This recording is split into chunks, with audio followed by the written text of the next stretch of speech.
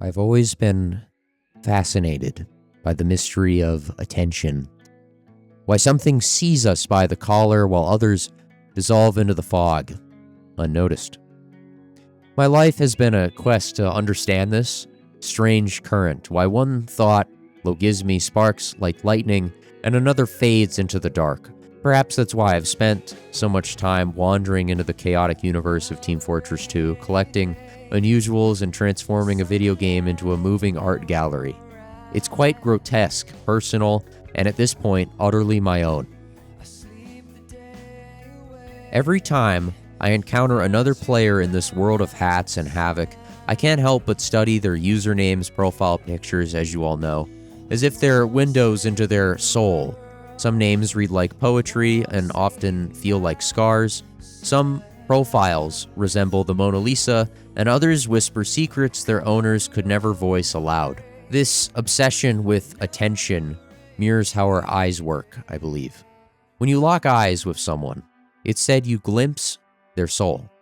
The same happens when you gaze at a painting, a video game, or the burning flame atop a Viking helmet worn by the guy who just fragged you in TF2. You pause and wonder, how did this get here? Why does this happen? Is it for flair, iconography, or some vain signature look to stir the eyes of others? Yes. In TF2, unusual hats are often currency and status for players. And those medics you'll see out in pubs, neglecting to heal most players, suddenly prioritize the player sporting a rare unusual instead of their friends or strangers. It's as if the financial investment in a virtual hat screams to be healed first. Attention. Like a tool or a weapon that can be wielded with precision, sword or pen. It shapes awareness, whether noticing dying crops or the subtle shift in a room's energy.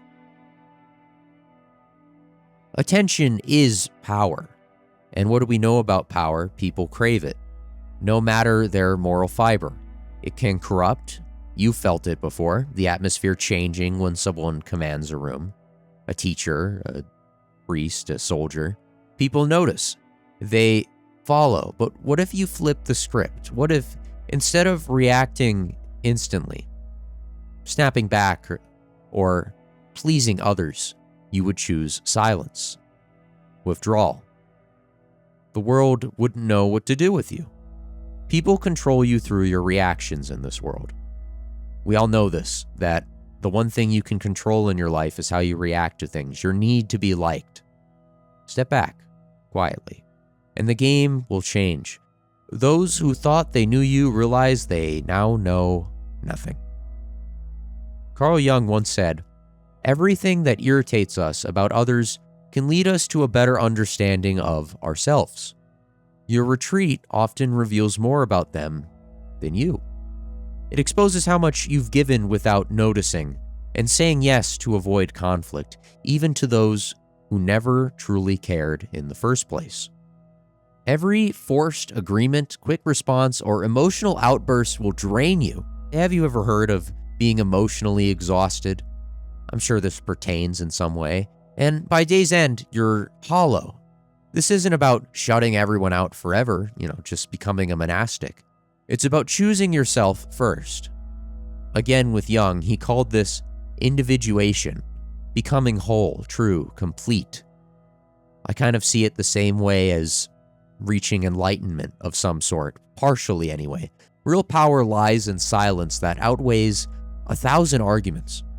In stepping back deliberately, but not out of fear. How long will you let others pull your strings? How long will you jump when they poke your wounds?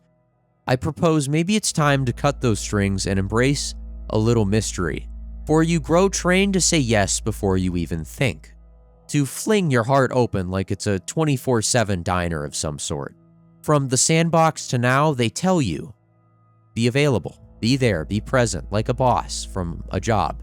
But to combat that with some truth, being always available isn't as noble as you think it is. It's more of a setup. You're a button to be pushed for a quick hit of comfort and then ditch. You wait for them to give back, they won't. Your soul's got a battery and it's finite. It's flickering even. Every argument you dive into, every sure you force, every dodge to keep the peace, keep spending and you're left hollow. A ghost in your own skin you'll feel like, I promise you. Pause and observe.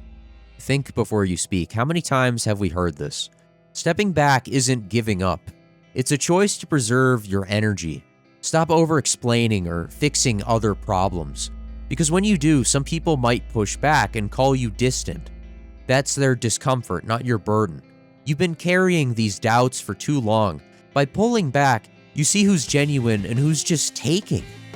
Fear of being alone might hit you in this realization, and so you must acknowledge it. That discomfort is where you truly grow. You hear this all the time in speeches from people that talk about like abandoning their friends or like any get-rich scheme, how you lose all your friends instantly. That discomfort is where you grow. And if you set these boundaries and value your time in a respectful way, people will respect you and respect what's now rare. The right ones will stay and others will fade. And that's fine. Boundaries aren't selfish. They protect your focus. In their quiet, you'll face old wounds or dreams that you might have ignored. Don't avoid them. That's how you rebuild yourself. Saving your energy keeps you sharp, and people will notice, I promise. Some appreciate it and others don't and won't. That's not your concern anymore. Your words carry more weight than when you're drained. You care more deeply when you're not stretched so thin and when you keep things simple. Say no when needed. Take your time. Hesitate before responding. Stop pouring yourself out for others so much. Your worth doesn't need constant proof. I'm not saying to love yourself, but your circle might shrink. But the ones who remain will truly be aligned with you. Those are the ones you keep around. This change in our life starts with how you define yourself. Don't just aim to improve, the whole self-improvement meme. Decide who you are and commit to it. Tell yourself, I keep my word to myself. For your mind follows the story you set. And that means everything. Habits, relationships, everything flows from that.